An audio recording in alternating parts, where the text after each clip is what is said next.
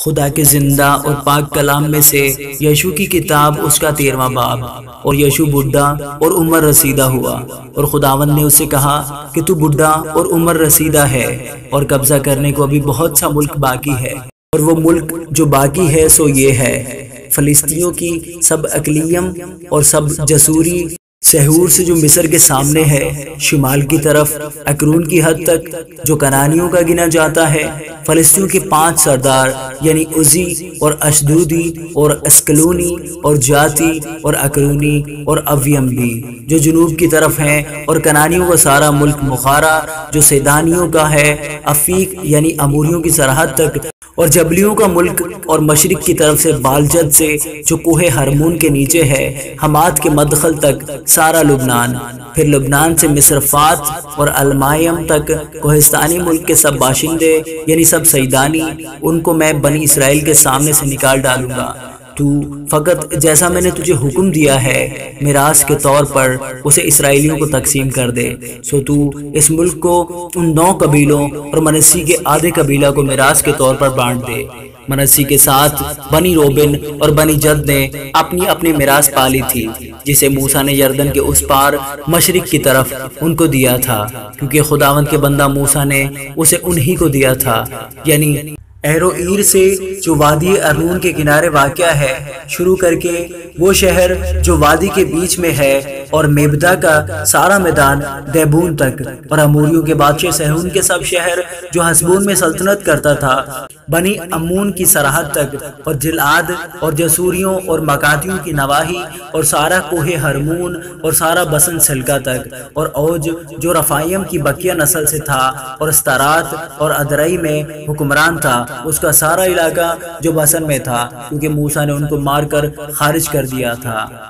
تو بھی بنی اسرائیل نے جسوریوں اور مکاتیوں کو نہیں نکالا، چنانچہ جسوری اور مکاتی آج تک اسرائیلیوں کے درمیان بسے ہوئے ہیں۔ فقط لاوی کے قبیلہ کو اس نے کوئی میراث نہیں دی، کیونکہ خداوند اسرائیل کے خدا کی آتشین قربانیاں اس کی میراث ہیں، جیسا اس نے اس سے کہا تھا۔ اور موسیٰ نے بنی روبن کے قبیلہ کو ان کے گھرانوں کے مطابق میراث دی، اور ان کی سرحد یہ تھی، یعنی ایروئیر سے جو وادی ارنون کے کنارے واقع ہے، اور وہ شہر جو وادی کے بیچ میں ہے، اور میدبا کے پاس سارا میدان، حسبون اور اس کے سب شہر جو میدان میں ہیں، دیبون اور بامات بال اور بیت بال معون اور یحسا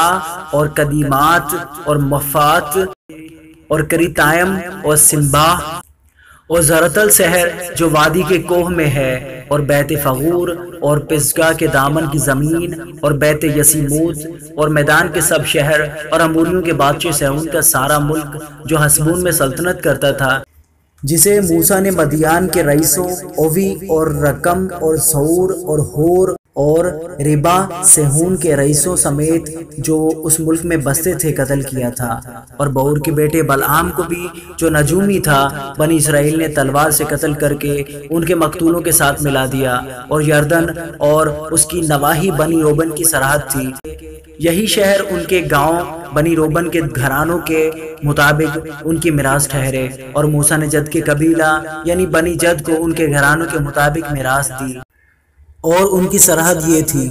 یازیر اور جلعاد کے سب شہر، اور بنی امون کا آدھا ملک ایروئیر تک جو ربا کے سامنے ہے، اور حسبون سے رامت المصفا اور بتونیم تک، اور مہنائم سے دبیر کی سرحد تک، اور وادی میں بیت حارم اور بیت نمرہ اور سکات اور صفون یعنی حسبون کے بادشاہ سہون کی اقلیم کا باقی حصہ، اور یردن کے اس پار مشرق کی طرف کنرت کی جھیل کے اس سرے تک یردن اور اس کی ساری نواحی، یہی شہر اور ان کے گاؤں بنی جد کے گھرانوں کے مطابق ان کی میراث ٹھہرے۔ اور موسیٰ نے منسی کے آدھے قبیلہ کو بھی میراث دی، یہ بنی منسی کے گھرانوں کے مطابق ان کے آدھے قبیلہ کے لیے تھی، اور ان کی سرحد یہ تھی، مہنائم سے لے کر سارا بسن، اور بسن کے بادشاہ اوج کی تمام اقلیم،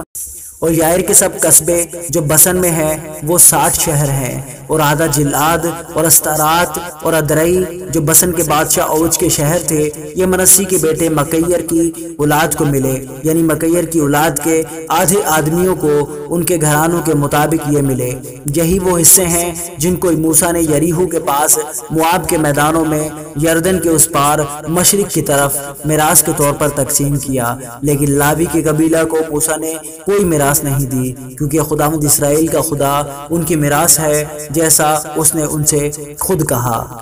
آمین۔